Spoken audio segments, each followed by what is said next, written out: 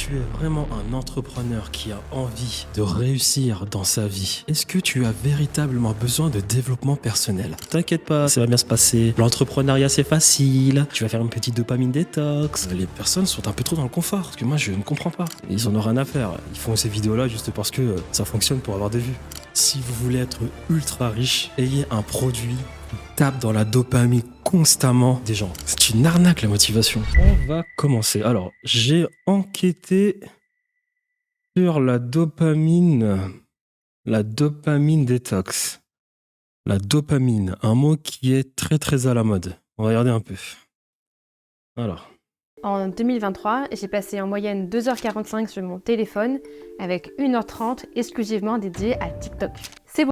alors déjà, 2h43 sur son téléphone, si tu fais du business en ligne, si tu as compris que la création de contenu est quelque chose d'important, 2h43, c'est pas grave, hein. C'est-à-dire que moi, je fais facilement 6-7 heures sur les réseaux, à analyser sur TikTok, YouTube, Instagram Short, Twitter, ce qui marche, ce qu'il faut pas faire, quelle stratégie. Donc honnêtement, 2h45, c'est pas grave, hein. Beaucoup. Je me suis souvent dit que j'aurais dû utiliser ce temps à faire quelque chose de plus utile. Que s'il n'y avait pas eu les réseaux et surtout TikTok, j'aurais trouvé la motivation à apprendre un nouvel instrument ou reprendre la couture. J'ai Ou bien faire de l'argent.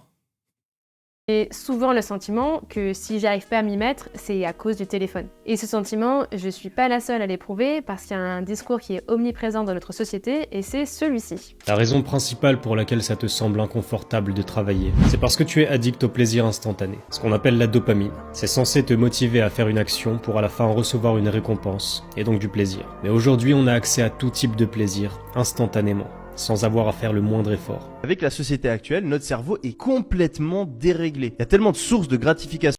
Bon, la dopamine, les gars qui postent ces vidéos, ils en ont absolument rien à faire. C'est juste à la mode, ça fonctionne très bien. Tu fais une vidéo sur TikTok et la dopamine détox, ça fait des millions de vues. Parce qu'il y a des personnes qui n'arrivent pas tout simplement à travailler et qui vont sur TikTok, qui vont sur YouTube, se réconforter et se rassurer que d'autres personnes sont dans leur situation. Donc on va les taper, dopamine détox, pour voir si franchement je suis le seul à le faire. Voir si je suis le seul à ne pas avoir la motivation pour travailler et changer ma vie. Et après, du coup, je trouve des vidéos, ça me stimule, ça me rassure, et voilà. Et voilà. Et ça, c'est des businessmen, hein, donc ça veut dire qu'ils vous donnent ce que vous voulez. Voilà. Ils en ont rien à faire. Ils font ces vidéos-là juste parce que ça fonctionne pour avoir des vues. À court terme, qu'on est constamment bombardé de dopamine. Notre génération aurait un problème avec la dopamine et si je passe autant de temps sur mon téléphone, c'est parce que mon cerveau Léo Duff, comment... Ouais, je vais la regarder cette vidéo-là, parce que le mec, il a fait 3 millions de vues. TikTok... De toute façon, dès que tu mets TikTok dans ta vidéo sur YouTube, ça fait des vues. est grillé. Est-ce que je devrais me sevrer de ces plaisirs instantanés pour retrouver la motivation à faire autre chose? En tout cas, c'est l'idée derrière une pratique très populaire dans le développement personnel, la dopamine détox ou Le développement personnel, encore un autre mot. Mon Dieu. Si tu es vraiment un entrepreneur qui a envie de réussir dans sa vie, est-ce que tu as véritablement besoin de développement personnel? Est-ce que tu as véritablement besoin d'aller sur YouTube regarder une vidéo de motivation? Est-ce que tu as véritablement besoin de te rassurer que tu travailles assez? Si tu as véritablement envie de réussir. Je sais pas, mais moi, quand je vois un entrepreneur qui va sur Internet taper développement personnel, c'est qu'en final, ta petite vie, elle te dérange pas pas tant que ça, hein. dopamine reset. L'idée est de réapprendre à son cerveau à faire des choses difficiles en évitant tout ce qui le distrait au quotidien. Les réseaux sociaux, la malbouffe, les jeux vidéo et le porno. Alors oui, je suis d'accord, ça paraît difficile, mais les promesses sont folles. Meilleure concentration, plus de clarté mentale, facilité à faire des choses difficiles et plus de bonheur car plus d'ancrage dans le moment présent. Toutes les vidéos n'utilisent pas forcément le terme dopamine détox, mais l'idée derrière est toujours la même. On doit apprendre à contrôler notre accès au plaisir pour réinitialiser nos niveaux de dopamine. Et c'est la seule façon de retrouver la motivation. Alors est-ce qu'il suffit de remplacer le scroll matinal par un bain d'eau glacée Non, mais franchement, quand tu vois la tête de ces mecs, tu vois bien que c'est juste pour faire des vues. Dopamine détox, franchement, je te jure. pour retrouver la motivation? Est-ce que notre procrastination est due au fast-food qu'on s'enfile le samedi soir? On va comprendre d'où vient la dopamine détox et pourquoi elle est devenue si populaire sur les réseaux. Et on va surtout répondre à cette question, est-ce que ça marche? Je suis Sabine et Bah, elle est si populaire parce que les gens sont bien dans leur vie en réalité. Avoir autant de shots de dopamine, et puis aller ensuite derrière sur YouTube pour se rassurer que tout va bien dans la vie, c'est qu'au final, ta vie, ça va quoi. C'est pas si grave que ça, hein. Parce que quand t'as de véritables urgences, quand t'as le mec qui vient taper à ta porte, ah, le loyer, faut le payer là, le premier du mois. Euh, Tes shots de dopamine, je suis pas sûr que tu auras besoin d'aller sur YouTube pour avoir ce shot de dopamine, hein, quand t'as l'urgence de faire de l'argent rapidement, hein. Aujourd'hui, on va parler de dopamine. Avant de continuer, je voudrais juste vous dire que vous pouvez retrouver toutes les sources de cette vidéo ainsi que des informations complémentaires en cliquant sur le lien qui est en description de la vidéo. J'ai rassemblé tout ça dans un seul même site internet que j'ai créé spécialement pour l'occasion. Et j'ai créé ce site internet grâce au partenaire de cette vidéo, Odoo. Odoo, c'est un logiciel qui vous permet de créer votre Ok, bon, écoute, c'est bien. Est-ce qu'on peut avancer?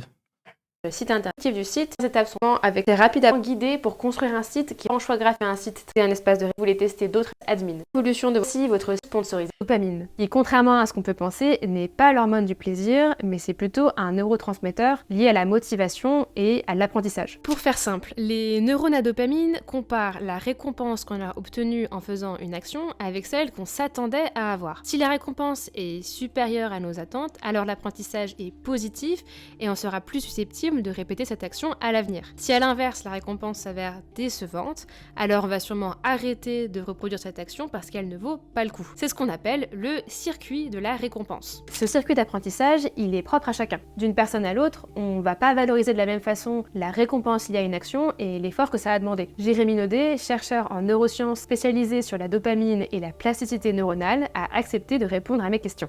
Et ça, c'est super important pour comprendre le rôle de la dopamine, c'est que c'est un système qui se stabilise. C'est-à-dire qu'en fait, quand on a ce qu'on a prévu, il y a pas de nouveau signal d'apprentissage, et donc en fait, notre comportement, il est stable. À la longue, on comprend quel niveau d'action provoque en nous de la récompense, et surtout, à quel moment ça ne vaut plus le coup de faire un effort. Là, j'ai une question quand même. Est-ce que c'est véritablement rentable de faire une vidéo aussi recherchée si tu es dans une optique de faire de l'argent? C'est-à-dire, j'ai envie de gagner de l'argent, j'ai envie de développer un business. Est-ce que c'est rentable de faire une vidéo comme ça là? Parce que la vidéo, là, elle est à rechercher.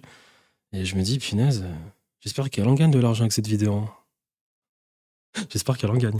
Pour obtenir cette récompense. Ce circuit de dopamine, il a un intérêt dans notre évolution parce que c'est ce qui nous pousse à explorer et à accomplir des tâches nécessaires à notre survie. Mais son fonctionnement est complexe et fait l'objet de nombreuses études. Il y a notamment des débats sur le rôle de la dopamine dans les comportements dits compulsifs, les addictions. Par exemple, il a été prouvé que certaines substances illicites peuvent provoquer une hyperactivité des neurones à dopamine. Et dans ce cas-là, le système, il stabilise plus.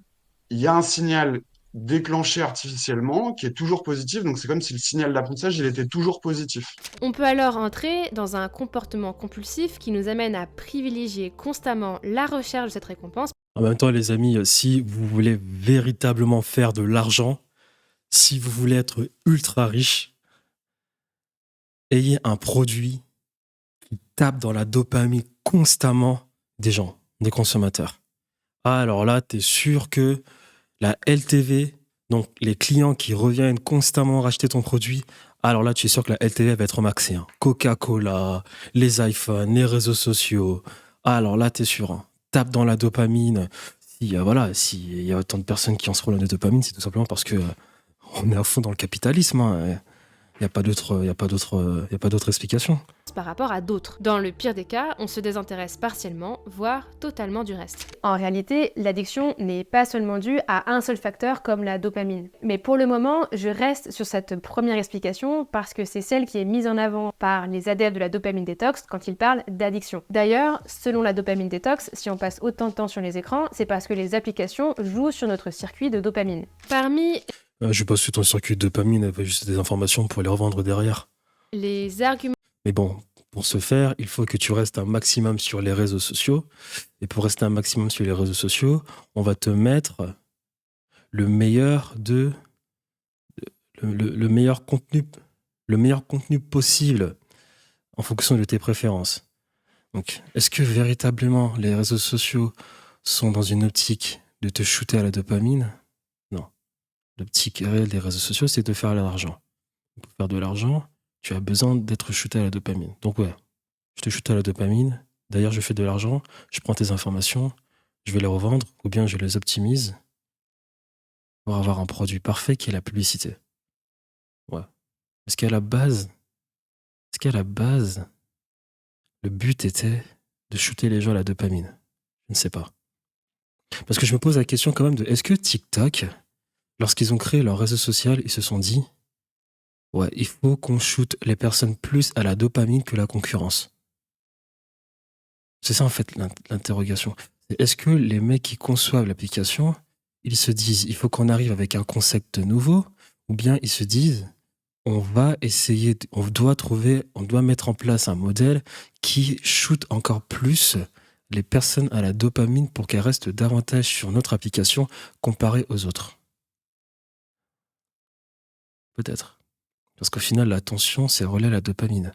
Et aujourd'hui, nous sommes dans une économie de l'attention. Je sais pas, j'aimerais bien être dans une salle de réunion avec ces genres de personnes, voir de quoi ils parlent, quels sont leurs objectifs. Enfin bref. Que vous avez sûrement entendu, il y a notamment celui de la variabilité des récompenses. Les applications comme TikTok retiendraient notre attention parce qu'on ne peut pas prédire à quel moment on va tomber sur une vidéo qui nous plaît. À tout moment, on peut tomber donc sur une récompense qui va donner un signal positif à notre système de dopamine et renforcer notre comportement. Each time you scroll, you hit yourself with a release of dopamine, causing you to be less motivated and concentrated to do things that actually matter. Je parle des écrans, mais pour les adeptes de la dopamine détox, d'autres sources de plaisir peuvent provoquer des comportements compulsifs. Parmi ces sources de plaisir, on aurait par exemple les fast-foods, le shopping. Est-ce qu'il y a vraiment Moi, je pose la question de TikTok. Est-ce que TikTok, ça touche véritablement tout le monde ou bien juste une génération? Parce que moi, je suis pas de la génération Z. J'ai 29 ans, donc j'ai de la génération quand je suis millénial. TikTok, ça me stimule pas. Hein. TikTok, chaque fois que je vais sur TikTok, après 15 minutes de TikTok, j'ai mal à la tête. J'ai mal à la tête, c'est insupportable TikTok. Déjà de 1, ça fait du bruit. Est-ce que je suis trop vieux? Je ne sais pas.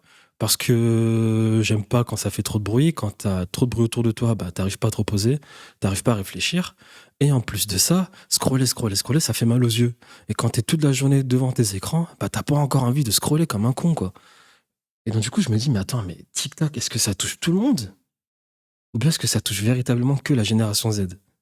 Parce que moi, j'ai vraiment du mal à aller sur TikTok, quoi. Autant je peux rester longtemps sur YouTube avec une vidéo longue, en podcast en fond. Voilà, c'est facile parce que t'as pas non plus à travailler autant ta vision, tes yeux. Tes yeux sont pas constamment choqués par ça, là, par TikTok et les vidéos qui arrivent tout le temps sur ton visage. Mais YouTube, ça va, mais TikTok, je me pose vraiment la question, mais de la personne qui se lève et qui fait 1h30 sur TikTok, elle a pas mal à la tête après? Je sais pas. Elle dort combien d'heures par jour? Parce que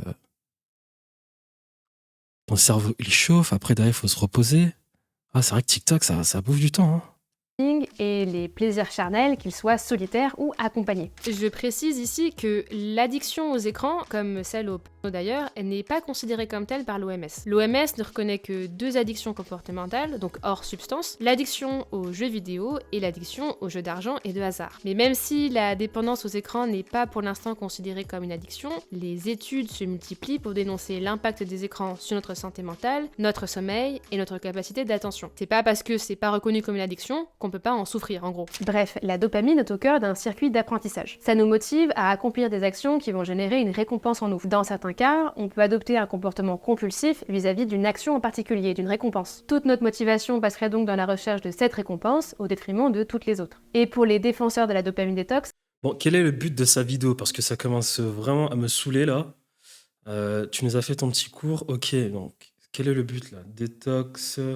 Développement personnel, l'apologie de l'effort, moraliser son cerveau. Parce que ça commence à me gonfler là. Pourquoi vous êtes addict? T'es addict parce que t'as rien à faire de ta vie. Quand t'as les choses à faire, tu vas pas sur TikTok. Bon, on va finir cette vidéo, on va regarder. C'est exactement ce qu'il se passe quand on est en contact de certaines sources de plaisir, comme les écrans ou le... Face à ce problème, qu'une seule solution, faire une cure de désintoxication, une dopamine détox.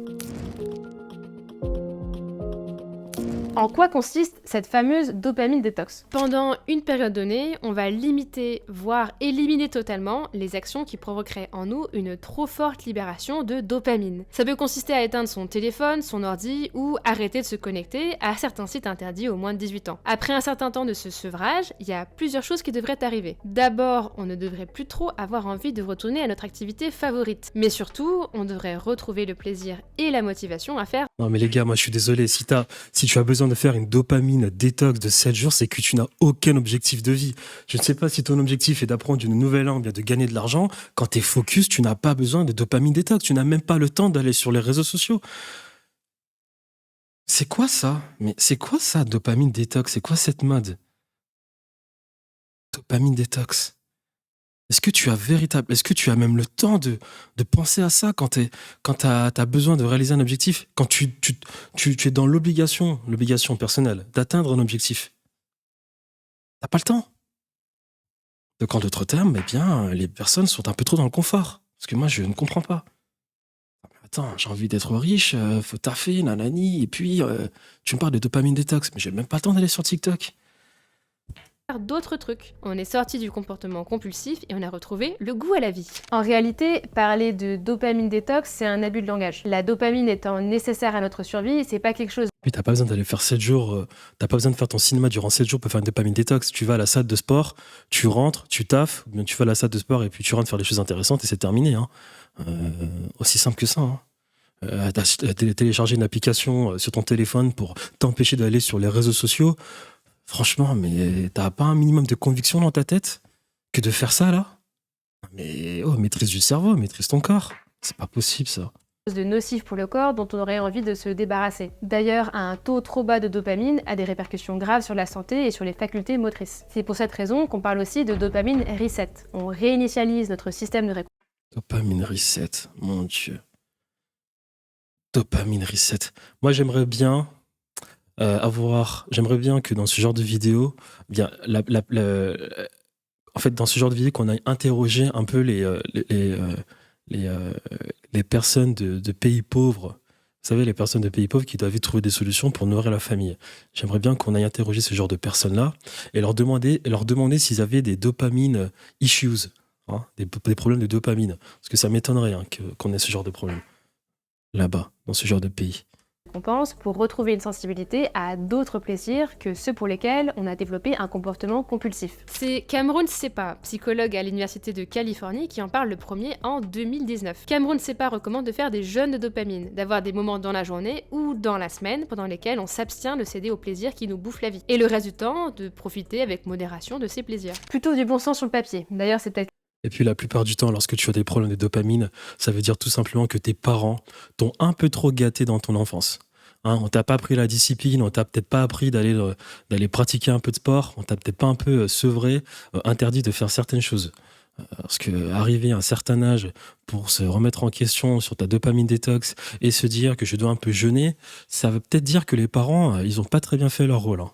Quelque chose que vous avez déjà mis en place dans votre vie quotidienne, sans forcément appeler ça une dopamine détox. Vous avez peut-être déjà l'habitude de mettre votre téléphone en veille avant de vous coucher le soir. Ou peut-être même que vous avez une limite de temps d'écran sur votre téléphone. Bravo à vous. L'idée de... Limite de temps d'écran sur ton téléphone. Mais qui fait ça ? Oh là là, si c'est pas des geeks. Cameron Sepa, c'est pas seulement de sortir d'un comportement compulsif vis-à-vis d'un plaisir. C'est surtout de nous permettre de nous concentrer sur ce qui est vraiment important, à savoir nos ambitions professionnelles et personnelles. D'ailleurs, Cameron Sepa n'est pas seulement psychologue, il est aussi coach pour les cadres de haut niveau à la Silicon Valley. Faire une dopamine détox devrait nous aider à retrouver la motivation pour faire des trucs importants, plutôt que de ne rien foutre sur notre canapé. Sans surprise, la dopamine détox devient très populaire sur LinkedIn et dans la communauté des entrepreneurs d'Internet. Salut à toi, jeune entrepreneur. Elle est beaucoup défendue par la figure emblématique de l'entrepreneuriat et du développement personnel, j'ai nommé Andrew Huberman. Andrew Huberman, c'est lui. Il est neuroscientifique, mais c'est surtout un podcasteur très charismatique et très suivi. Welcome to the Huberman Lab podcast, where we discuss science and science-based tools for everyday life. Dans son podcast, il parle de vulgarisation scientifique et de développement personnel dans un format accessible à tout le monde. Il croit en notre capacité Ouais, il a juste compris, il a juste détecté une demande du marché et puis il joue sur ça. Hein. Faut pas non plus abuser du truc. Dopamine détox, développement personnel, voilà. que de la merde en boîte, là, que les personnes vont chercher sur les réseaux sociaux pour se réconforter de quelque chose, hein, franchement. Visuel à réinitialiser notre cerveau et notre Non, mais attends, mais tu vas sur YouTube, tu regardes les sujets de vidéos. Oui. En fait, ça devient quelque chose de trash. C'est-à-dire que je vais sur le contenu américain, je regarde les vidéos de storytelling type Alex Hormozy, pourquoi tu ne dois pas rentrer chez ta famille à Noël, ou bien si tu as un problème de motivation, regarde cette vidéo, ou bien on a They don't know me son. Comment il s'appelle lui là? Comment il s'appelle? Le mec qui ne fait que courir là. Je sais pas, c'est tellement trash. Mais est-ce que tu as véritablement besoin de dopamine détox et d'aller regarder des vidéos comme ça si tu as envie de réussir dans la vie? Punaise. C'est-à-dire que tu es là, tu as ton travail, tu as envie de trouver des solutions. Et puis j'ai besoin quand même d'aller d'abord sur YouTube, regarder une vidéo de motivation, ensuite regarder des vidéos qui vont me dire que t'inquiète pas, ça va aller. Tu vas pas réussir avec cette mentalité. Tu vas pas réussir. Moi, ça me choque. métabolisme pour atteindre nos ambitions. Évidemment, il parle beaucoup de motivation et donc de dopamine. Selon lui, les stimuli qui La motivation est une arnaque. C'est une arnaque, la motivation. Quand tu as de véritables deadlines pour, je ne sais pas moi, payer un loyer ou rembourser une dette ou bien faire de l'argent pour je ne sais quelle raison, tu n'as pas besoin de motivation. Tu as besoin de trouver des solutions. C'est comme les personnes qui lisent. Ok, lire c'est bien, mais laissons ça pour les penseurs. Parce que lorsque tu as besoin, encore une fois, d'atteindre des objectifs, de passer à l'action pour changer une situation, tu n'as pas le temps de lire. Oh là là. Provoque des pics de dopamine courts et intenses, sapent notre motivation à accomplir des choses. Pour garder la motivation, il faudrait donc privilégier les stimuli qui libèrent de la dopamine sur la longue durée et de façon moins intense. There are certain activities like cold water that create long-lasting arcs of... Voilà, c'est parti, les douches froides. Allez, les pics de dopamine, les douches froides. Non mais c'est pas possible. Mais qu'est-ce que c'est que ça? Qu'est-ce que c'est que ces modes-là? Développement personnel, TikTok, détox, douche froide. dopamine, those can be very useful for putting us into long-lasting motivational states. Cette idée qu'il faut... Et qui sont ces clients, lui, là? Qui sont ces clients? Le mec qui n'arrive pas à perdre de poids? Le mec qui est trop sur TikTok? Voilà, c'est... Se sevrer de certains plaisirs pour retrouver la motivation est largement reprise par la communauté d'entrepreneurs sur Internet. Et ces vidéos sont extrêmement populaires. C'est repris sur Internet parce que ça marche, on fait de l'argent avec. C'est de la mode. C'est de la mode. Today's video, I'm going to be talking about how you can reclaim back your life. Voilà, ça y est, c'est parti. Comment tu peux recontrôler ta vie using the dopamine detox. Allez, en France, tout influpreneur qui se respecte a déjà fait au moins une vidéo dans laquelle il... Bah bien sûr, il faut leur donner ce qu'ils veulent. Hein, les rassurer un peu. T'inquiète pas, ça va bien se passer. L'entrepreneuriat, c'est facile. Tu vas faire une petite dopamine détox. Ensuite, tu vas acheter mon programme. Et avec mon programme, tu vas faire 10 000 € par mois. T'inquiète pas, c'est facile. En 90 jours, tu vas changer ta vie. Je suis là pour t'aider. Ne t'inquiète pas. Il arrête les réseaux sociaux pendant un moment, ou bien le porno, ou bien tout à la fois. Les bénéfices sont toujours les mêmes. Avec la détox, il retrouve une clarté d'esprit, la motivation à faire des trucs chiants et l'inspiration pour de nouveaux projets. Et puis j'ai senti une énorme différence pendant les semaines qui ont suivi. J'avais avec les douches froides, je suppose. De nouveau de l'inspiration, j'étais de nouveau motivé, j'étais beaucoup plus efficace. Finalement, la dopamine détox, c'est pas seulement le fait de faire un sevrage de certains plaisirs. C'est un mode de vie où on contrôle notre accès à certains plaisirs pour en privilégier d'autres qui seraient meilleurs pour notre santé mentale. Le terme évoque une cure de désintoxication, mais le but d'une dopamine détox, c'est pas vraiment de sortir d'une addiction. C'est plutôt de... Je vais rien dire. Devenir la meilleure version de soi-même et de rester motivé pour atteindre ses objectifs. En un mot, d'être plus productif. Productif à faire quoi? Qu'est-ce que tu fais d'abord dans ta vie pour être plus productif? Parce que franchement... Choisissez un objectif qui est important pour vous et qui permettra d'améliorer votre vie. Que ça soit une passion, créer un business et gagner de l'argent, avoir un physique athlétique. Vous devez travailler dessus chaque jour. Peu à peu, vous verrez des progrès, même si c'est juste un petit pas à la fois. La dopamine reset a du sens et ça peut changer votre cerveau si vous l'utilisez à bon escient. Bon, qu'est-ce qu'on fait maintenant qu'on a libéré plein d'heures? Je te garantis que le mec qui a une bonne discipline dans le sport, le mec qui a l'habitude, qui respecte son plan détaillé, il n'est pas sur YouTube ou TikTok en train de regarder des vidéos de motivation, de développement personnel et de dopamine détox. C'est quelque chose qu'il a fait toute sa vie. Donc là, peut-être que ses parents lui ont bien appris les choses, ou bien peut-être de lui-même, il a une certaine résilience qui lui permet d'avoir une autodiscipline. Voilà. Les personnes qui sont disciplinées, les personnes qui vont au sport, elles sont pas en train de taper sur les réseaux sociaux dopamine détox. Si tu tapes dopamine détox, c'est que tu as peut-être certains problèmes de... on t'a peut-être donné un peu trop de confort dans ta vie. Et au lieu d'aller faire la dopamine détox, ce que tu devrais plutôt faire, c'est de te mettre dans une situation un peu plus compliquée. Tu vois, peut-être quitter ton bel appartement ou je ne sais pas quoi, ta belle ville pour aller dans un nouvel endroit complètement hors de ta zone de confort en ayant un nouvel objectif en tête. Et peut-être qu'en faisant ça, en te mettant dans l'inconfort pour atteindre un nouvel objectif, eh bien, tu seras peut-être plus préoccupé par atteindre ce nouvel objectif en faisant des choses que d'aller sur YouTube en train de taper une vidéo type dopamine détox. Parce que je ne vois pas comment des personnes qui ont des résultats disciplinés ont le temps de tout remettre en question, d'aller taper dopamine détox, ensuite aller taper développement personnel. Je sais pas. Dans la journée grâce à la dopamine détox. Eh bien, les adeptes de la dopamine détox ont quelques suggestions à nous faire. Leurs vidéos se ressemblent à peu près toutes. On se lève tôt, on mange sainement. Plus on les connaît, ces vidéos. Il y a 2 secondes avant qu'il filmait, la vidéo, là, avant qu'il recorde, il faisait rien du tout. Hein. Il faisait rien du tout. Voilà. La personne, elle a dû s'habiller. Hein. 10 minutes avant, elle a dû s'habiller, mettre des chaussures, régler son téléphone, tac, et record. Ensuite, elle nous fait une vidéo storytelling motivation.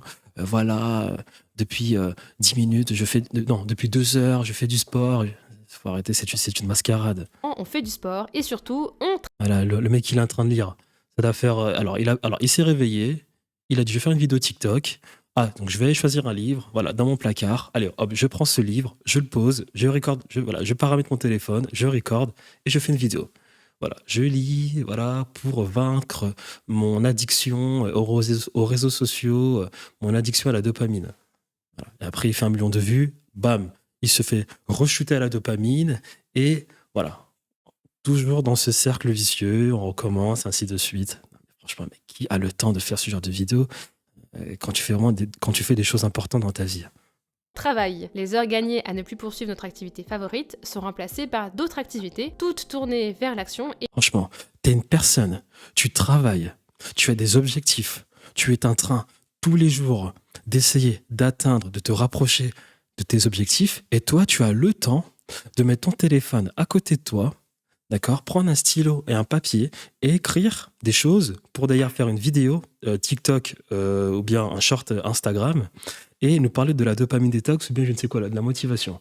Voilà, cela m'encourage à être concentré et loin des distractions. Voilà. Donc moi, j'ai le temps de faire ça. Moi qui essaie de trouver des solutions, moi qui essaie de travailler, j'ai le temps de mettre mon téléphone à côté, en train d'écrire du bullshit sur un papier. Voilà. Et me dire que j'avance dans ma vie.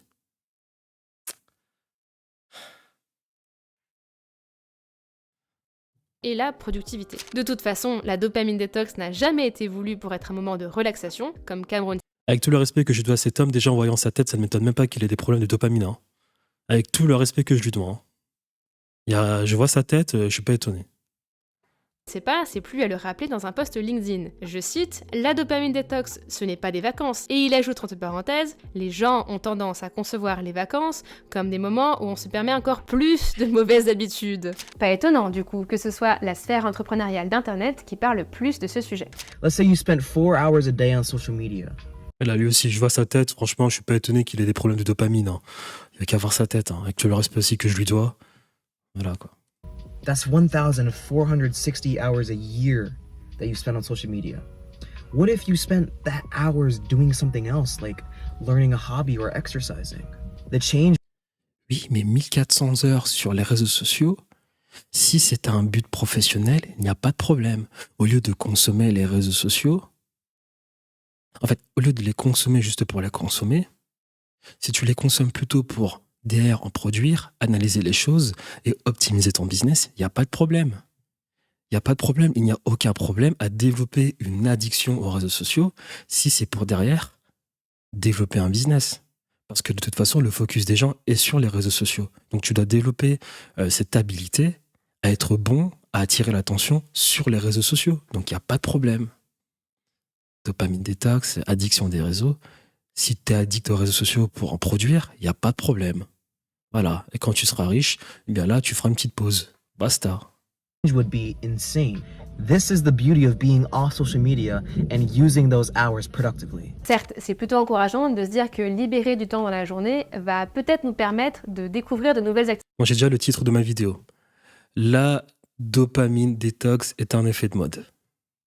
activités. Mais si le but d'une dopamine détox c'était vraiment d'améliorer sa santé mentale, pourquoi est-ce qu'on ne remplace pas le téléphone par une autre activité qui fait du bien? Genre lire Oula, fais attention là. Là, tu veux t'attaquer au lobby Apple. Attention. Attention. Déjà que dès qu'on voit des professionnels alerter les gens sur l'impact juste du téléphone et des ondes électromagnétiques à travers le Wi-Fi et je ne sais quoi, oula. Dès qu'on voit des scientifiques nous alerter de cela, bizarrement, du jour au lendemain, ils disparaissent. Voilà. Et on entend que Apple, derrière, il y a eu un gros pot de vin, ou bien Apple a fait des actions. Donc, voilà. Je pense qu'à ce niveau-là, changer de téléphone, c'est mort. Il y a trop d'argent en jeu.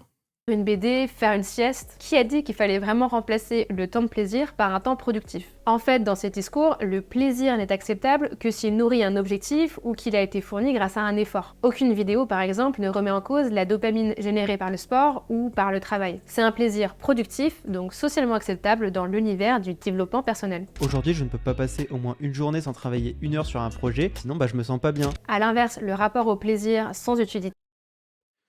Travailler 1 heure sur un projet. Tu vas aller où avec 1 heure sur un projet? Punaise, ça doit être un génie. Travailler 1 heure sur un projet. Est empreint de culpabilité. Si tu t'octroies des récompenses sans... Voilà la mode.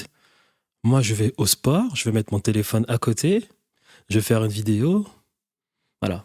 Et je suis en train de me dire que là, je suis en train de m'entraîner comme un malade. Punaise. Mais quel homme qui va véritablement à la salle de sport se saigner a le temps de faire ce genre de vidéo? Quel homme? Qu'on me donne une explication. Je vous en conjure. Quel homme? Équilibrer à côté avec les actions que tu prends dans la journée et que tu t'octroies plus de plaisir que tu n'as de responsabilité, tu vas te sentir mal. C'est pour cette raison que le plaisir pour le plaisir doit On dirait des femmes qui miaulent. C'est pas possible. Être contrôlé. Peut-être qu'il est réservé à certains moments de la journée, comme le recommandait Cameron Sepa. Ou bien c'est un marchandage avec soi-même. On mérite du plaisir si on a fourni un effort auparavant. Toutes ces choses que tu faisais qui avant t'apportaient du plaisir, comme... Alors regardez ça, regardez-moi ça. Il est en train de taffer là, il est en train de transpirer. Attends, le pire c'est que j'ai même l'impression qu'il a des... la nourriture. J'ai l'impression qu'il a des bras en plus.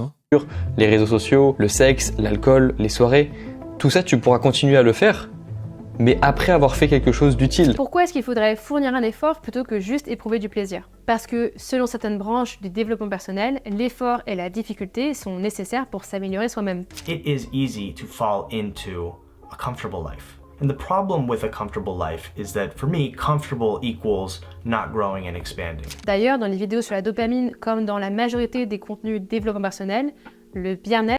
Le développement personnel est une grande arnaque. Quand tu as des choses véritables à faire dans ta vie, lorsque tu veux gagner de l'argent, mais lorsque tu veux véritablement apprendre quelque chose, je ne sais pas, une langue, atteindre un objectif, tu n'as pas le temps de penser au développement personnel. Mais qui fait ça? Qui achète des formations de développement personnel? Qui fait ça? Qui fait ça? J'ai un business où j'ai besoin de setters et de closers, et puis j'entends derrière que parmi les closers, il y a des closers dans la sphère YouTube. Il y a des closers qui se sont formés, voilà. Et dans cette formation, on leur parlait de développement personnel. C'est-à-dire que moi, je veux des informations pour me former en closing. Toi, tu me parles de développement personnel. Le développement personnel, c'est pas possible. Et Après, le mindset, je veux bien que ce soit un peu important, mais mindset développement personnel, c'est ce qu'on voit sur les réseaux sociaux, c'est n'importe quoi. Intimement lié à l'utilité qu'on a en tant qu'individu. Notre bien-être serait relié à notre valeur, qui est elle-même reliée à nos compétences. Voilà, notre bien-être serait lié à notre valeur, voilà. On vous a dit que la vie a été conçue pour être belle, pour être vécue, que voilà, tu es sur Terre parce que tu dois être heureux, hein, tout est dû, voilà, je dois être heureux, je dois me sentir bien, voilà. Mais voilà, pas trop de dopamine détox, hein, parce que j'ai envie de progresser sur mes objectifs. Hein.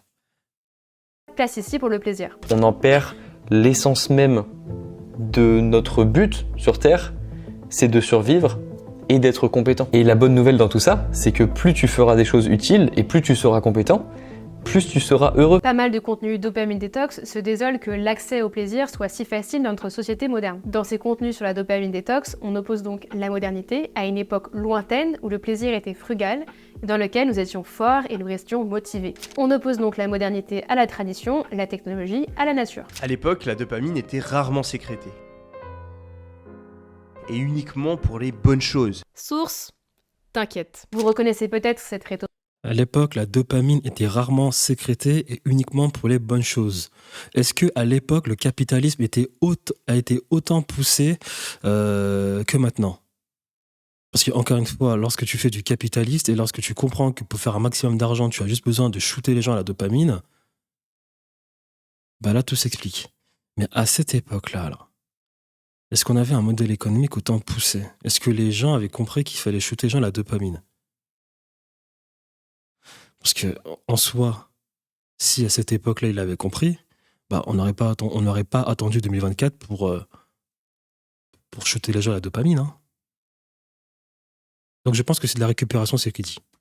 C'est l'appel à la tradition et l'appel à la nature. C'est un mécanisme dont j'ai déjà parlé dans cette vidéo. Non seulement c'est une rhétorique ultra convaincante, mais c'est aussi un procédé qui formule une morale. En opposant modernité et tradition, on est en train de désigner ce qui est bien et ce qui est mal, les bons plaisirs et les mauvais plaisirs. Et dans le cas de la dopamine détox, la liste est longue. Allez, c'est parti, moraliser son cerveau. Voilà, comme si ton corps, ton cerveau reptilien comprenait dans quel environnement tu te retrouves actuellement. Non, c'est parti. Qu'est-ce qu'elle va nous dire encore? Le smartphone, c'est l'intraveineuse moderne qui délivre en continu de la dopamine digitale pour une génération ultra connectée. Cette phrase est tirée du livre Dopamine Nation. Ce bouquin, c'est la référence des adeptes de la dopamine détox et il est cité notamment par Andrew Huberman dans ses podcasts. Il a été écrit par Anna Lembke, psychiatre à l'université de Stanford. Elle est spécialisée dans la recherche sur la toxicomanie et la crise des opiacés aux États-Unis. Then one day she came in to give a lecture on dopamine and addiction, and my first thought was, oh my goodness, I have to get her on the podcast and I want her talking to the world because it's such powerful knowledge. So Dopamine Nation. Je me pose vraiment la question de savoir si les pays comme la Chine, hein, parce que la Chine c'est le numéro 1. Est-ce que les pays comme la Chine, ils ont vraiment ce genre de sujet dans leur voilà, est-ce qu'ils consomment véritablement ce genre de vidéos? Est-ce qu'il y a des chercheurs qui nous parlent de dopamine? Parce que les Chinois ils travaillent tout le temps. Donc je me pose vraiment la question de savoir s'ils ont ce genre de truc. Parce que se remettre en question, avoir le temps de regarder des vidéos comme ça, avoir le temps de faire ce genre de recherche-là, pour moi, je pense qu'en réalité, ça veut dire que t'as pas grand-chose à faire ta vie. Hein. Honnêtement, j'aimerais vraiment savoir si en Chine, ils ont le temps de consommer ce genre de contenu. Parce que franchement... Ça nous donne beaucoup d'informations sur la morale derrière la dopamine détox. Dans son bouquin, elle détaille une idée que vous commencez à connaître, le fait que notre circuit de la récompense est déséquilibré en faveur du plaisir et qu'il faut se sevrer et chercher l'effort pour être heureux. C'est notamment d'elle que vient l'idée que la société... Après, si on remonte véritablement à la source du problème, le problème c'est le capitalisme. Mais bon, quand on écoute les économistes dans ce monde, ils nous disent que le capitalisme, c'est la beauté du monde et que le communisme et le socialisme, c'est l'horreur de ce monde. Donc, si on remonte véritablement à la source de la chose, c'est le capitalisme le problème. Donc, à ce niveau-là, qu'est-ce qu'on fait? Parce que, voilà, tu veux gagner plus d'argent, bah, tu shootes les gens à la dopamine. Donc, qu'est-ce qu'on fait? Parce que voilà, on nous a dit que le capitalisme, voilà, c'est la vie. Grâce au capitalisme, tout le monde a son niveau de vie qui augmente petit à petit. Mais en parallèle, les gens ne font plus d'enfants. En parallèle, les gens sont déprimés. En parallèle, les gens sont en dépression. capitalisme, je me pose des questions, quoi. La société d'aujourd'hui est trop douce pour les êtres humains et que c'était mieux avant. D'ailleurs, le sous-titre de son livre porte bien son nom. Dopamine Nation, trouver l'équilibre à l'ère de l'indulgence. Her book demonizes pleasure and valorizes suffering. Lemke suggests that we've become too soft. Tu vois, ça, c'est du superficiel. Elle va te parler de dopamine, elle va te faire une analyse, après elle va te dire arrête de regarder les réseaux sociaux. Mais oui, mais t'arrêtes de regarder les réseaux sociaux, mais le capitalisme ne s'arrête pas. Donc qu'est-ce qu'on fait ? Parce que si tu remontes véritablement à la source, le problème, c'est le capitalisme. C'est-à-dire ces entreprises qui ont compris qu'il fallait shooter les gens à la dopamine pour qu'ils achètent constamment des produits, pour qu'ils consomment constamment. Voilà. Donc tu auras beau parler tout le temps de dopamine et de dire aux personnes de tout simplement fermer les réseaux sociaux, ça ne marchera pas. Si Apple est devenue la compagnie numéro 1, bon, numéro 2 maintenant parce que Microsoft vient de dépasser, mais au final, c'est des compagnies qui ont des business models un peu similaires, si ces compagnies se donnent numéro 1, c'est bien parce que les personnes ne peuvent s'empêcher de consommer leurs produits. Donc qu'est-ce qu'on fait Now. And she wonders why, in a country where we have everything we need, we're still so sick and depressed. And her answer to that question is that we've been devouring ourselves. De toute façon, c'est pas grave, hein, on se pose toutes ces questions-là, mais voilà. L'histoire de l'humanité nous a toujours montré que, voilà, un empire, il arrive là, tout en haut, et sa chute, la cause de sa chute, ce n'est que lui-même. Donc voilà, les personnes pour l'instant sont trop dans le confort, dans le réconfort, dans je ne sais quoi. On a trop de plaisir, tout nous vient à nous, tout est facile, ça va pas durer trop longtemps. Donc il faut pas trop s'inquiéter, il faut pas trop galérer, il faut pas trop se poser des questions. Au bout d'un moment, tout va redescendre, hein. On le voit déjà, hein. L'argent n'a plus aucune valeur, les gens n'ont plus de quoi finir la fin du mois, on est bientôt en guerre. Voilà. Après tout ça, je pense que voilà, tout va revenir dans l'ordre. Donc au final, il ne faut pas s'inquiéter. Donc ne lisez pas ce livre et allez faire des choses importantes. Getting too much instant gratification without having to work for it. Sa posture va au-delà de la philosophie de l'effort telle qu'elle est promue par les entrepreneurs d'Internet. Anna Lembke est convaincue que nous vivons dans une société qui a peur de la douleur et que nous devons expérimenter la souffrance pour apprécier le plaisir. Elle a une vision vraiment sans pitié de la souffrance et de la maladie. Elle a notamment... Ouais, mais là, c'est du masochisme. Là. Qui a envie volontairement d'expérimenter la souffrance ? C'est parce qu'on a l'instinct de survie, donc qui a véritablement envie de l'expérimenter ? Parce qu'au final, en réalité, la souffrance vécue, elle n'est que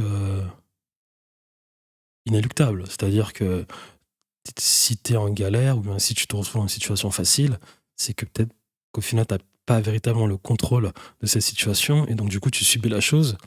Mais après, en fonction de comment tu subis la chose, tu as des personnes qui essaieront de chercher des solutions et d'autres qui subiront véritablement la chose. Mais quel humain a véritablement envie de se mettre dans le mal ? Je ne sais pas. Ces chercheurs-là, j'ai du mal. tenu ce genre de propos sur les personnes invalides. It's because patients have figured out, or people have figured out, that by adopting the sick role and signing up for disability, they can pay their bills. Dans la liste des plaisirs à éviter selon Anna Lembke, on trouve les écrans, le shopping, la malbouffe et les plaisirs charnels. Elle s'inquiète d'ailleurs beaucoup de l'impact du plaisir solitaire dans la vie des gens et de la facilité d'accès au contenu érotique. Pour Anna Lembke, le quelle que soit sa forme, c'est un outil de perversion. Dans son livre, elle en parle dans ces termes. Mais c'est un outil de perversion, ok, mais on en revient encore au capitalisme. On a trouvé ce moyen-là pour faire beaucoup d'argent. On chute les hommes à la dopamine, ils consomment. Donc on fait passer de la publicité, et ça marche. Donc, outil de perversion, si le porno est un outil de perversion, alors tout modèle économique qui fonctionne allègrement, comme Apple, Microsoft, Coca-Cola, Netflix, sont des outils de perversion. Donc, encore une fois, la solution, c'est de ne pas de fermer son téléphone et de partir en dopamine détox, c'est de trouver une solution au capitalisme. Mais on nous dit en même temps que le capitalisme, c'est grand seigneur. Ça nous aide à être libre, à avoir la liberté d'expression, à ce que le niveau de vie de tout le monde augmente. Donc, voilà, ça résout pas le problème. Ces livres, ça résout pas le problème. Je me souviens avoir été choquée qu'il soit si facile de trouver des scènes crues dans les romans généralistes de ma bibliothèque de quartier. J'ai été inquiète que mes enfants aient accès à ces livres. La question du porno et du plaisir solitaire a aussi été reprise par les entrepreneurs d'internet. Ils en parlent souvent dans le cadre de la dopamine détox. Et sur certaines chaînes, ils y consacrent carrément des vidéos entières. J'aurais plein de choses à dire sur la façon dont ces influenceurs parlent de et de soft, mais ce serait vraiment... Ils n'en parlent que parce que ça fait des vues. Si demain changer une ampoule fait des vues, bah, tout le monde en parlera. Donc, est-ce que véritablement ces gens en parlent pour résoudre un problème? Non, ils en parlent parce que c'est le capitalisme, c'est le business, c'est l'attention, c'est ce que le marché veut. On en parle et on fait de l'argent. C'est tout. Il n'y a pas d'autre raison. Les gens ne sont pas là pour essayer de résoudre tes problèmes. Ils sont là pour gagner de l'argent sur ton dos. Voilà, c'est tout. Voilà. Et si tu penses que quelqu'un toque à ta porte pour venir t'aider et t'apporter des solutions, tu te trompes fortement. Fortement. La seule personne qui t'aidera, c'est toi-même. Voilà, donc regarder des vidéos de dopamine détox en se disant que cette vidéo va me faire du bien, va me soulager pour me permettre, moi, d'avancer dans ma vie, non. La vie, c'est simple. Hein. Tu as des problèmes de concentration, tu vas au sport. Voilà. Tu vas au sport. Tu vas au sport, tu manges sainement, tu dors correctement et tu te fixes un objectif. Si c'est de gagner de l'argent, bah, fixe-toi cet objectif-là, tu te focuses. Si c'est d'apprendre une langue, fixe-toi cet objectif-là. Et tu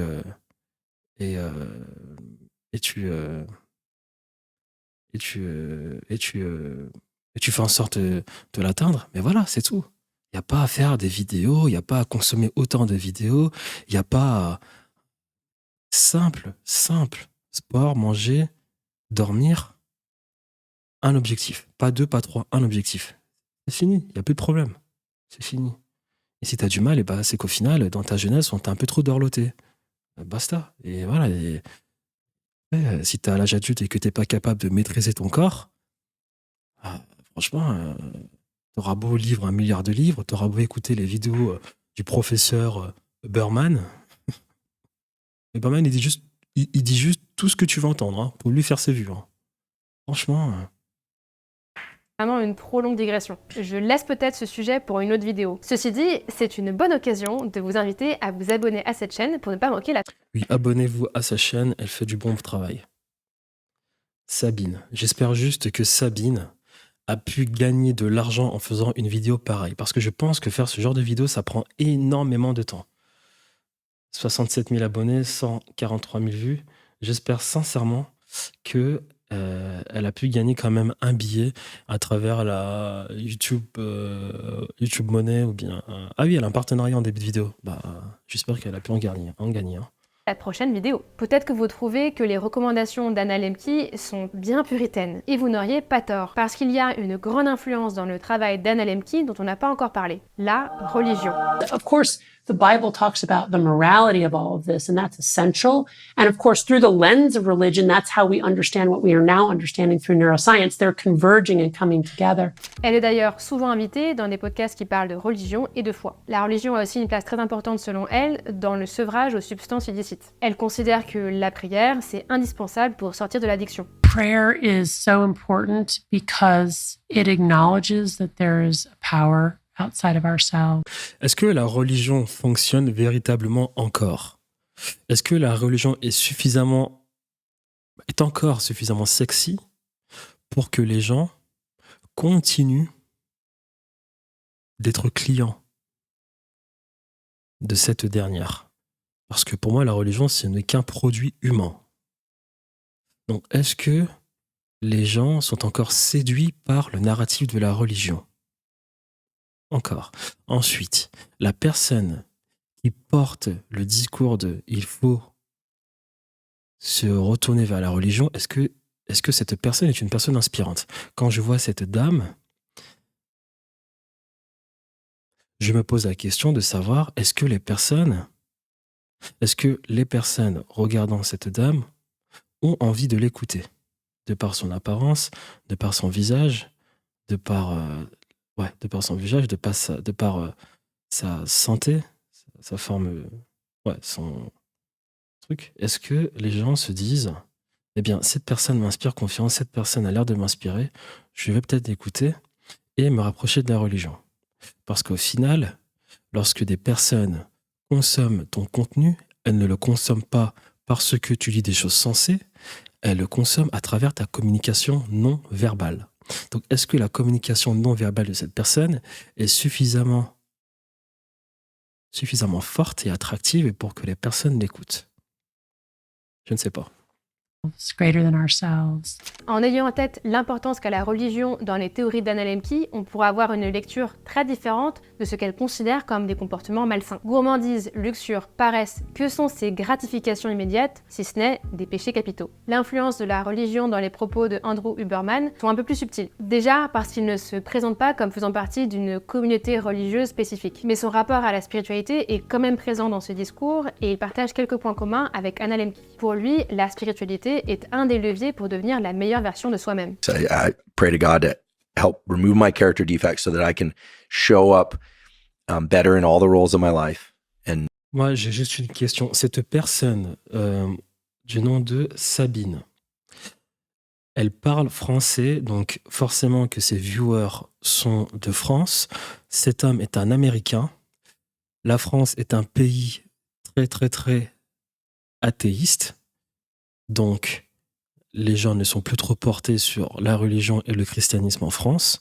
D'ailleurs, je pense que la France est l'un des pays les plus athées au monde, tandis que les États-Unis, alors ils ont beaucoup perdu de leur culture liée à la religion, mais les États-Unis, je pense, sont le seul pays d'Occident à avoir une forte, on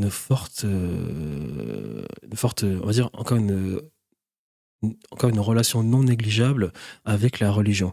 Donc moi, ma question, c'est est-ce qu'il a été bon que cette personne, Sabine, est-ce que cela a été en réalité pertinent pour Sabine de prendre des extraits de cet Américain-là, des extraits, pour derrière ensuite le partager à des Français. Parce que lorsque cet Américain-là dit « je prie Dieu, je prie Dieu, je prie Dieu », est-ce que le Français, en regardant cette vidéo-là, va se sentir concerné? Je ne sais pas. Un Américain, peut-être parce que les Américains, ok, je prie Dieu, c'est pas quelque chose d'anodin pour un Américain, mais pour un Français, je ne sais pas. Est-ce qu'il n'était peut-être pas mieux d'avoir... Est-ce que ça aurait peut-être pas été mieux de prendre plutôt du contenu ou bien des recherches d'un Français plutôt que d'un Américain? Parce qu'on se sert beaucoup, on s'inspire beaucoup des Américains, mais bon, au final, sur des sujets comme ça, est-ce qu'il y a véritablement des similitudes entre la France et les États-Unis? Je ne sais pas. do good work. Sa vision de la spiritualité est celle de l'effort et de l'amélioration continue de soi-même. Bref, gardez en tête que ce qui a donné du poids à une pratique comme la dopamine détox, c'est le travail d'Anna Lembke. Or, le travail d'Anna Lembke, il est empreint d'une morale religieuse qui est complètement assumée. Même si les entrepreneurs d'Internet ne parlent pas de religion, ils continuent de nous délivrer la même morale puritaine sous un autre... Ils ne parlent pas de religion parce que c'est plus sexy. Ça n'attire plus les gens. Surtout, entrepreneur en France, c'est bien ce que je dis. Entrepreneur en France, tu vas parler de religion, business, je sais pas. Alors qu'aux États-Unis, tu as des entrepreneurs qui, eux, leur marketing est fait autour de la religion. Et ça marche du tonnerre pour eux. Donc, est-ce que cela est pertinent pour cette youtubeuse de prendre les travaux d'un Américain pour essayer de sensibiliser un public français? Je ne sais pas. Après, au final, quel est le but, quel est l'objectif de cette vidéo? Juste faire des vues en parlant de dopamine détox, ou bien de véritablement sensibiliser les gens? Je ne sais pas. Parce que si c'est de véritablement sensibiliser les gens, alors à ce moment-là, est-ce que prendre des travaux d'un Américain est une bonne chose à faire? Et si c'est si son objectif est juste de faire des vues, bah alors à ce moment-là, t'es pris un Américain, un Chinois ou un Français, peu importe quoi. T'as fait ta vidéo et visiblement ça marche parce que t'as 143 000 vues. Ouais. Autre format. La morale de la dopamine détox, c'est celle de l'effort, de l'ascétisme et de la pureté. Bon, si on oublie l'influence religieuse de la dopamine détox, est-ce que ça peut quand même être utile ? En ce qui concerne la dopamine détox elle-même, il n'y a aucune preuve scientifique qu'elle fonctionne. Déjà parce qu'il n'y a aucun consensus sur la pratique. Chacun fait un peu ce qu'il veut et fait durer la détox autant de temps qu'il le souhaite. C'est donc difficile d'étudier quelque chose qui n'est pas statué. Mais même si les contours de la dopamine détox étaient clairs, on ne saurait pas vraiment quoi étudier. C'est vrai, c'est quoi exactement le but d'une dopamine détox? Qu'est-ce qu'on doit chercher à prouver? Est-ce qu'on veut chercher à prouver que la dopamine détox peut aider à sortir des addictions aux écrans? Ou est-ce qu'on veut prouver que la dopamine détox peut nous aider à être plus efficaces? Et comment mesurer Non, on ne parle que de dopamine parce que ça fait des vues, c'est tout. De façon objective le niveau d'efficacité chez quelqu'un?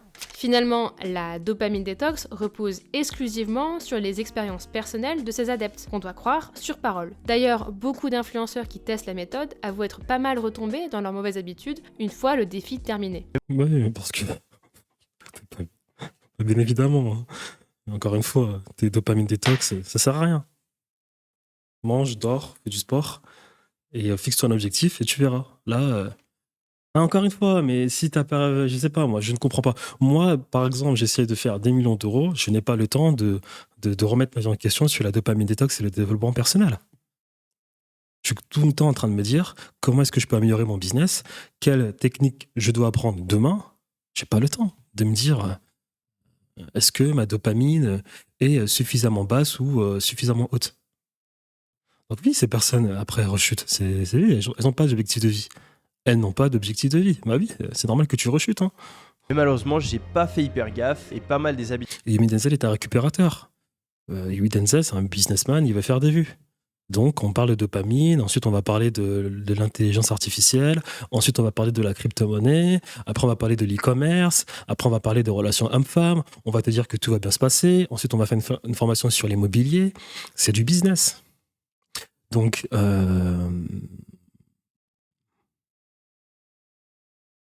la seule conclusion que moi j'ai, c'est que YouTube, c'est du divertissement. Tout ça, ce n'est que du divertissement. Donc trouver des solutions sur YouTube pour tes problèmes de vie et de dopamine, je sais pas. Habitudes que j'avais avant la dopamine détox, eh ben, je les ai reprises aussitôt. La légitimité scientifique de la dopamine détox est En plus, il te dit ça avec un petit sourire. très relative. De toute façon, pas mal de contenu sur la dopamine détox ne s'embarrasse pas de précision scientifique. I'm not a scientist here. I'm not saying like, oh yeah, the real dopamine molecule. I don't give a fuck what the dopamine molecule is. This is how it works in the real world. On y trouve beaucoup d'approximations sur le fonctionnement de la dopamine et sur son rôle dans les comportements compulsifs. Les vidéos de développement personnel ont aussi un peu trop tendance à élargir certaines études à des situations qui n'ont jamais été testées, notamment parce que ces études sont faites sur des animaux et non pas sur des humains. Parler de dopamine et de neurotransmetteurs, ça permet juste de donner une apparence scientifique à quelque chose qui est simplement du développement personnel. Comme le souligne Jérémy Naudet, dans tous ses contenus, on pourrait remplacer le terme dopamine par le terme plaisir. Et en fait, si dans ma phrase je dis tu lis un livre parce que lire un livre ça te fait plaisir, j'ai l'air stupide. Alors que si je dis tu lis un livre à cause de la dopamine, là j'ai l'air d'un scientifique super fort qui a découvert une vérité profonde sur le cerveau. C'est aussi très simpliste de dire que notre motivation ne dépend que de notre niveau de dopamine. La dopamine n'agit pas indépendamment de nous de façon déterministe. Elle est libérée parce que nous avons nous-mêmes des choses que l'on apprécie et des choses que l'on apprécie moins. Dire ok, lui il aime pas les livres parce qu'il a pas de dopamine, en fait c'est inverser la causalité. C'est plutôt il a pas de dopamine parce qu'il aime pas les livres. Et parler de dopamine, ça nous empêche de comprendre pourquoi. Mais pourquoi ne pas tout simplement se fixer un véritable objectif de vie, essayer d'atteindre cet objectif de vie-là pour véritablement trouver le plaisir que de lire un livre? Je sais pas.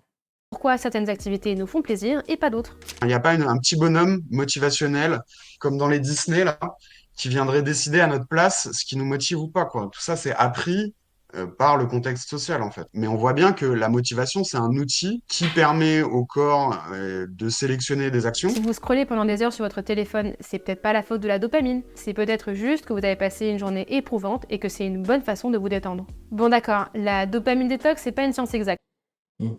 Tu te détends au nom de quoi? Est-ce que tu t'es rapproché de ton objectif? Parce que travailler 14 heures pour ne pas avoir avancé ne serait-ce que d'1 millimètre sur ton objectif, eh bien, tu as travaillé 14 heures dans l'eau. Donc,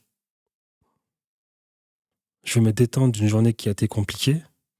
Est-ce que tes 14 heures, est-ce que ta journée passée a quand même été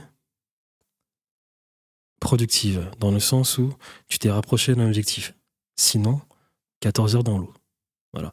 C'est comme l'argument de oui, il y a des personnes qui travaillent 14 heures par jour mais qui ne gagnent pas beaucoup d'argent. Il y a travail intelligent et puis il y a travail dur. Donc au final, je ne sais pas. Mais est-ce que ça peut quand même nous aider à sortir de certaines addictions comportementales? L'idée que l'addiction est due à la dopamine, ça vient d'études qui ont été faites sur des substances hautement illicites. Mais à vrai dire, il n'y a pas de consensus scientifique sur le fait que toutes les addictions aux substances illicites sont dues à la dopamine. Et surtout, on ne peut pas comparer la libération de dopamine générée par certaines substances à celle générée par le téléphone. Ça n'a rien à voir, 20 minutes de scroll sur TikTok et un rail de L'addiction est par ailleurs un schéma complexe. D'autres facteurs entrent en jeu, notamment la génétique, le vécu de la personne ou sa situation socio-économique. Il ne suffit malheureusement pas de réinitialiser son système de dopamine pour sortir de l'addiction sur le long terme. Pour qu'il y ait une transition vers une compulsion, il faut en fait d'autres facteurs. Donc déjà, voilà, il faut qu'il y ait de la libération de dopamine, mais pas que. Il va y avoir tout un tas d'autres processus pour qu'il y ait un comportement qui prenne le pas sur les autres comportements et qu'on se recentre, qu'on reconfigure tout son comportement vers un seul type de comportement. Est-ce que ça veut dire que la dopamine détox ne sert à rien et qu'il ne faut surtout pas la faire? Alors peut-être que mon opinion va vous surprendre, mais j'ai un avis un peu plus nuancé que ça. La dépendance aux écrans est un problème récent contre lequel on manque d'études autant qu'on manque d'outils. Certes, elle n'est pas considérée comme une addiction comportementale par l'OMS, mais elle génère parfois une souffrance qui est bien réelle. Est-ce qu'on va vraiment dire à ces gens qu'il n'y a rien à faire? Je pense que ça ne coûte rien d'essayer de déconnecter de temps en temps. Si passer moins de temps sur votre téléphone faisait partie de vos bonnes résolutions, bah continuez comme ça. Ça peut que vous faire du bien. Non, restez sur votre téléphone. Si vous avez un business, restez sur votre téléphone et produisez le maximum de contenu possible. Mais encore une fois, est-ce que le but de la dopamine détox, c'est vraiment de sortir d'une addiction comme celle aux écrans? On l'a bien vu dans cette vidéo, la dopamine détox ne s'adresse pas vraiment à des gens qui ont une addiction. Et si vous avez un business, ne regardez pas des vidéos sur la dopamine détox. Ça ne sert absolument à rien. Regardez plutôt des vidéos sur des choses qui peuvent vous aider à optimiser votre business. D'accord? Des stratégies, des modèles, des nouvelles manières de faire, des choses comme ça. Et non des vidéos sur la dopamine détox. N'importe quoi. Et plutôt à des personnes qui ont envie d'être plus efficaces et plus productives. C'est une pratique qui est destinée à des gens qui vont bien et qui veulent aller mieux. Finalement, il faut peut-être prendre la dopamine détox pour ce qu'elle est. Un conseil de développement personnel. Peut-être que ça vous fera du bien, peut-être pas. Il y a un peu de bon sens, un peu de bro science. En tout cas, ça ne vaut certainement pas le coup d'investir dedans ou de culpabiliser si vous n'y arrivez pas. Par contre... Alors, on est d'accord, ça ne sert absolument à rien ne serait-ce que de consacrer une seule minute dans cette mascarade, la dopamine détox. Absolument à rien. Vous vous en doutez, je ne partage pas du tout le côté moralisateur des contenus dopamine détox, notamment l'idée qu'il y aurait des bons et des mauvais. C'est pas contenu moralisateur, c'est contenu divertissant. Le mec qui se filme dans sa chambre en train de scroller, nous faire son petit jeu là, c'est du divertissement, rien d'autre. Voilà, il veut faire ses vues.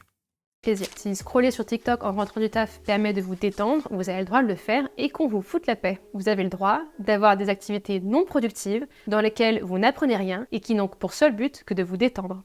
Que les gens ils disent les réseaux sociaux ou la consommation de porno, ça détruit vos récepteurs dans le cerveau, c'est dangereux pour vous et tout. Ça me dérange, quoi, parce que du coup, on s'adresse à des populations qui vont être, je sais pas moi, des ados ou des jeunes adultes. On stigmatise, voilà, je sais pas moi, leur consommation de porno ou le temps qu'ils passent sur Insta. Je pense que c'est complètement contre-productif. Et surtout, ce que je reproche à la dopamine détox, c'est finalement ce que je reproche au développement personnel de façon générale. C'est une pratique qui considère que le bien-être, c'est juste une question de volonté et d'organisation. On pourrait... Bah oui. C'est exactement ça, oui. Littéralement résumer la dopamine détox comme ça. Vous passez trop de temps sur votre téléphone? Eh ben, il faut juste arrêter de faire ça. Merci à tous et à toutes d'avoir regardé. Bah oui, aussi simple que ça, non? Regardez cette vidéo et j'espère que ce nouveau format vous aura plu.